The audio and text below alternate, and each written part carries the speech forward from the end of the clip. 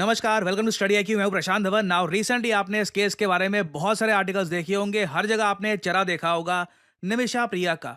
ये एक Indian nurse हैं, यमन में काम कर रही थी और उसके बाद कुछ ऐसे इवेंट्स होते हैं यमन में कि यमन के देश में इनको मौत की सजा सुना दी जाती है और आज के समय भारत सरकार भी कोशिश कर रही है कि निमिषा प्रिया बच जाए, इनको मौत की सजा ना मिले। और जो इनका केस है, स्टार्टिंग से मैं आपको बताता हूं कि इनके साथ हुआ क्या था, कैसे ये भारत से ऑल द वे यमन, जो एक बहुत ही अनसेफ कंट्री है, इजराइल आए दिन इस देश को बॉम्ब करता रहता है, अंदर एक सिविल वॉर चल रही है, ऐसे देश में ये क्यों गई और इनको मौत की सजा क्यों सुनाई गई। This is a very interesting story. Now Nimisha Priya का जन्म हुआ 1989 में।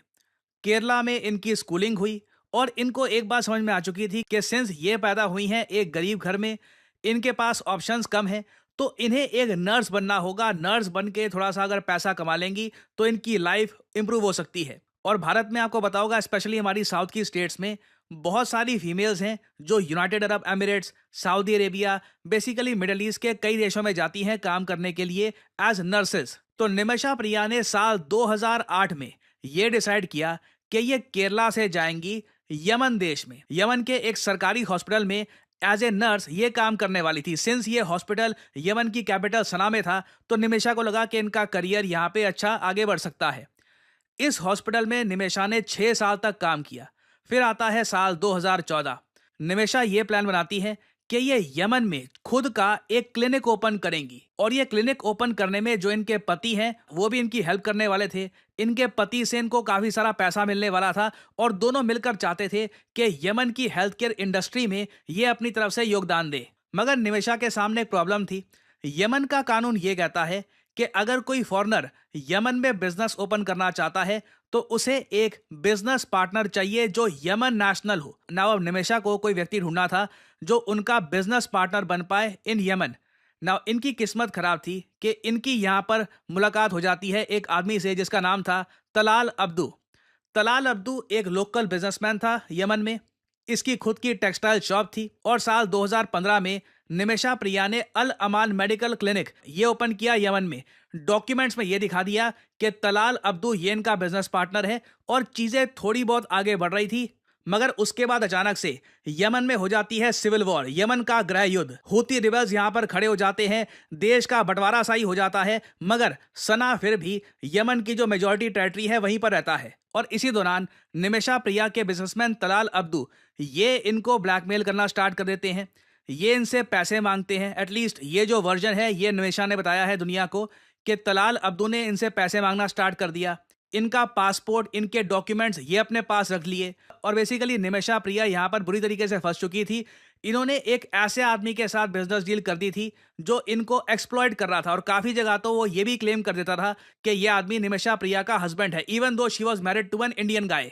निमिषा प्रिया ने ऑब्वियसली इस इशू के बारे में पुलिस को रिपोर्ट किया 2016 में। मगर 2016 तक ना, देखिए, यमन में लॉ एंड ऑर्डर की सिचुएशन बहुत ज़्यादा खराब हो चुकी थी। सिंस कंट्री में एक गृह युद्ध चल रहा था तो उस वक्त पुलिस और प्रशासन प्रॉपरली काम कर नहीं पा रहे थे।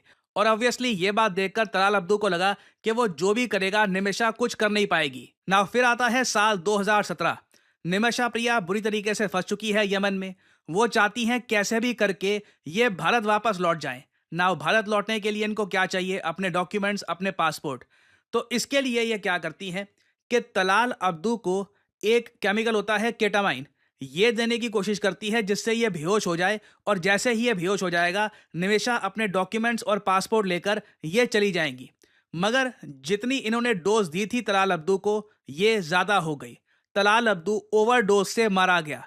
और यहाँ पे आप समझ सकते हैं निमिषा प्रिया को पकड़ लिया गया। इन्होंने वैसे भागने की कोशिश करी मगर निमिषा प्रिया को यमन की जो बॉर्डर है विद सऊदी अरेबिया, वहां पर अगस्त 2017 में पकड़ा गया। और सिंस ये एक फॉरेनर थी, इन पे आरोप ये लगा था कि इन्होंने एक यमन नेशनल को मारा है। सारे सबूत भी इनके अगेंस्ट थे। तो 2018 में निमिषा प्रिया को ट्राई किया गया यमन की कोर्ट में और उसके बाद इनको कन्विक्ट किया गया for the murder of Talal Abdu. Now कई मामलों में देखिए ये काफी हद तक अनफेयर भी था। अनफेयर इसलिए मैं कहूंगा क्योंकि जो ये पूरा केस चला है ये एंटायरली अरेबिक लैंग्वेज में किया गया था और निमिषा प्रिया ये अरेबिक बोलती नहीं थी, तो इनको काफी बार समझ में भी नहीं आता था कि कोर्ट में क्या दलील रखी जा रही है इनके अगेंस्ट, क्या इन पे आरोप लगाए जा रहे हैं। और तब से 2018 से ये जेल में है। मौत की सजा इनको सुनाई गई है और इंडिया कोशिश यहाँ पर यह कर रहा है कि इनको मौत की सजा ना मिले, ये इंडिया वापस आ जाएं और जो भी इनकी आप कह लीजिए सजा है अकॉर्डिंग टू लॉ, इनको जेल में रखना है, जो भी इनके साथ होगा ये इंडिया में किया जाए। भारत में कई एडवोकेट्स हैं जिन्होंने निमिषा प्रिया का केस देखा है, उनको सिंपैथी है इनके प्रति और कई लोगों ने यह कहा है कि ये इनका केस यमन में लड़ेंगे फ्री ऑफ कॉस्ट। अब एक सवाल आपके माइंड में यह आएगा कि क्या निमिषा जेन्युइनली बच सकती हैं, क्योंकि रिपोर्ट्स तो ये सामने आ रही हैं कि यमन की सरकार ने ठान ली है कि इनको मौत की सजा तो ये देकर ही रहेंगे। रिसेंटली यमन की प्रेसिडेंट ने भी इंक कर दी है निमिषा प्रिया का डेथ सेंटेंस, मतलब कि अब प्रेसिडेंट भी इनको नहीं बचा सकते क्योंकि लिटरली इन्होंने खुद ही अप्रूव कर दिया है कि किल हर। नाउ अब क्वेश्चन यहां पर यह आता है कि व्हाट कैन इंडिया डू। एक देखिए पॉसिबिलिटी यहां पर यह है कि अगर तलाल अब्दू की जो फैमिली है वो काफी पैसा डिमांड कर रही है, अगर उनको काफी पैसा मिल जाता है तो वो पार्डन दे सकते हैं निमिषा प्रिया को, ये एक पॉसिबिलिटी है। बट इसमें काफी कॉम्प्लिकेशंस आ रही हैं। हम देख रहे हैं कि इंटरनेशनली कई लॉयर्स, आई मीन ये जो इशू है इसने कई इंटरनेशनल लॉयर्स को भी अट्रैक्ट किया है। कई लॉयर्स यूएस यूरोप से वो भी निमिषा प्रिया को बचाने की कोशिश कर रहे हैं, क्योंकि जो ये केस है कई लोगों को बहुत ज़्यादा जेन्युइन लगता है। उनको साफ दिखता है कि एक इनोसेंट इंडियन वुमेन ये बुरी तरीके से फंस गई, गलत आदमी के साथ इन्होंने बिजनेस कर लिया और उसके बाद जब ये बस देश से निकलना चाहती थी, अपना पासपोर्ट लेकर भागना चाहती थी, उस सब में एक बहुत बड़ा एक्सीडेंट ये हो गया कि वो जो आदमी है वो ओवरडोज से मर गया। और अब क्वेश्चन यहाँ पर ये आता है कि इनके फ्यूचर का क्या होगा। तो यहाँ पे मैं आप लोगों से पूछना चाहूंगा, आपके हिसाब से क्या भारत को पूरी कोशिश करनी चाहिए निमिषा प्रिया को वापस लाने की, या फिर आप मानते हैं कि एक बहुत ही कॉम्प्लिकेटेड केस है? लिखिएगा इसके बारे में कमेंट सेक्शन में, मैं जानना चाहूंगा आपका ओपिनियन। और फाइनली यहाँ पे आप लोगों से मैं सवाल पूछूंगा। क्वेश्चन ये है कि हाल ही में देखिए ब्लैक सी में ऑयल स्पिल हो गया है, कच्चा तेल गिर गया बहुत ह्यूमंगस स्केल पे और एक देश ने इमरजेंसी डिक्लेयर कर दी है इस सब की वजह से। ये है यहाँ पे आपकी ऑप्शन, आपको बताना है कि किस देश ने इमरजेंसी घोषित करी है ब्लैक सी ऑयल स्पिल की वजह से। ये है यहाँ पे आपकी ऑप्शंस, टर्की, रशिया, यूक्रेन या फिर भारत। कमेंट सेक्शन में करिए उत्तर। जो लोग देंगे सही आंसर उनकी कमेंट को मैं दे दूंगा हार्ट, ताकि बाकी लोग समझ पाए कि सही उत्तर क्या है। और दोस्तों करियर 247 के सब्सक्राइबर्स ऑलरेडी आप अगर देखें तो 1,25,000 हो चुके हैं। मैंने अभी तक एक वीडियो भी यहाँ पर नहीं डाली, मगर डालूंगा 2 जनवरी 2025 से, अगले साल के 2 जनवरी से मेरी सारी वीडियोस ही आपको करियर 247 पे मिलेगी।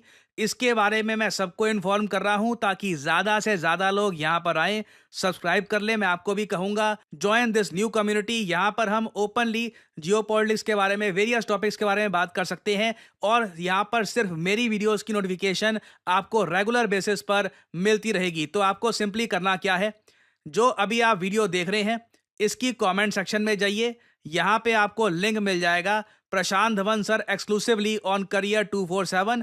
इस लिंक पर आप करेंगे क्लिक तो आपके सामने खुल जाएगा ये पेज। ऑलरेडी 1,25,000 लोग कुछ ही घंटों में सब्सक्राइब कर चुके हैं इस चैनल को। मोस्ट प्रॉब्ली कल तक कई और लाखों लोग ज्वाइन कर लेंगे इसे।